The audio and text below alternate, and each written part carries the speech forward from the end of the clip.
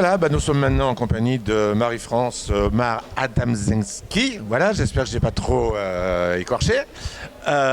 Qui est, alors avant tout, une lectrice de toute littérature, pas seulement de polar, mais quand même très ancrée sur le polar, qui est une historienne et qui a une page très très visitée sur un réseau social qui est Oser les livres. Très bonne littérature, toutes les littératures, littérature d'art, littérature blanche, littérature noire, etc. etc. Donc Marie-France, c'est à toi. Bonjour, donc je représente les blogueurs polars qui ont bien voulu collaborer à notre expérience du jour.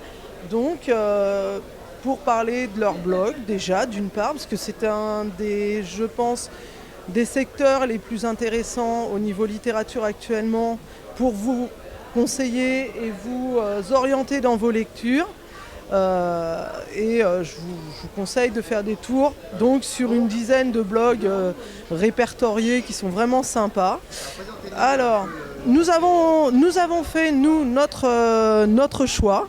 Et vous avez donc une trentaine de blogs que nous avons répertoriés. Déjà, moi, mon blog de prédilection, c'est Les Polars de Marine, qui est pour moi, au niveau français, le meilleur blog polar. Ensuite, vous avez Dora Suarez, qui est un très bon blog. Vous avez Le Concierge Masqué, qui fait des interviews d'auteurs mondiaux. Lui tape dans l'international, qui sont très pointus, qui sont très bien réalisés. Voilà, Le Concierge Masqué. Vous avez le shoot de Lollet. Alors Lollet, c'est une très jeune chroniqueuse. Elle a ouvert son blog il y a 2 ans et faut s'y arrêter. Black Novel est une des références polar noires en France. Le Libraire Diabolique aussi. Donc moi j'ai choisi vraiment les 30 blogs polars qui me paraissent les plus intéressants. Voilà, alors là, ça va être le break. On va quitter le polar pour se rendre à la BD. Et à la BD de toutes ses formes, c'est-à-dire aussi la BD éducative, la BD où on apprend à dessiner, la BD, voilà. Et on va rencontrer donc monsieur Philippe Brocard, qui est le président de Lyon BD Festival. Je suis lyonnais, j'habite à la Croix-Rousse. Et je suis président du festival de BD de Lyon, comme l'a dit mon collègue Ludo.